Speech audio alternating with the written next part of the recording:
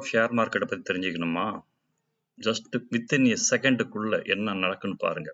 நாம் எடுத்த ட்ரேட் வந்து 9:17 இன்னைக்கு மார்னிங் வந்து ஜஸ்ட் ஒரு 5 மினிட்ஸ் பிஃபோர் எடுத்தது. 9:17 27வது செகண்ட்ல பை பண்றோம். 59 செகண்ட்ல செல் பண்றோம். ஆல்மோஸ்ட் ஒரு 32 செகண்ட்ஸுக்குள்ள பர்ச்சேஸ் ப்ரைஸ் பார்த்தீங்கன்னா ரூ. 82 ரூ. 94 போயிட்டு இப்போ அது பாருங்க டவுன்ல இருக்குது. இப்போ எவ்வளோ ஷார்ட் பீரியடுக்குள்ள நம்ம டெசிஷன் எடுத்து பை பண்ணியிருக்கணும், திரும்ப செல் பண்ணணும். ஓகேங்களா? இல்லைனா கண்டிப்பாக மார்க்கெட்டு நான் காட்டுற ப்ராஃபிட்டை விட லாஸை கொடுத்துருக்கும். ஓகேங்களா? எவ்வளோ ப்ராஃபிட் பாருங்கள், 30 செகண்டுக்கு எவ்வளோ ப்ராஃபிட் பாருங்கள், பின்னாடி கால்குலேட் பண்ணி பாருங்கள் எவ்வளோ லாஸ் ஆயிருக்கும். சப்போஸ் நம்ம அதை க்ளோஸ் பண்ணலாம் 30 செகண்டுக்குள்ள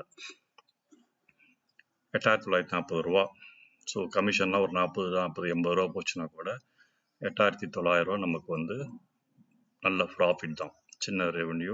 அதுக்கப்புறம் இன்னொரு ஆர்டர் எடுத்தேன், பட் பேங்க் நிஃப்டி எனக்கு வந்து ஃபண்ட் இல்லாதனால வந்து ஃபெயில்ட் ஆகிடுச்சு. ரியலி குட் ப்ராஃபிட், நல்லா பார்த்துக்கோங்க. நம்ம எடுத்த ப்ரைஸ் இப்போ நான் வீடியோ பண்ணிட்டு இருக்கும்போது 72 போனது திரும்ப 90 போயிடுச்சு. Market is really very volatile.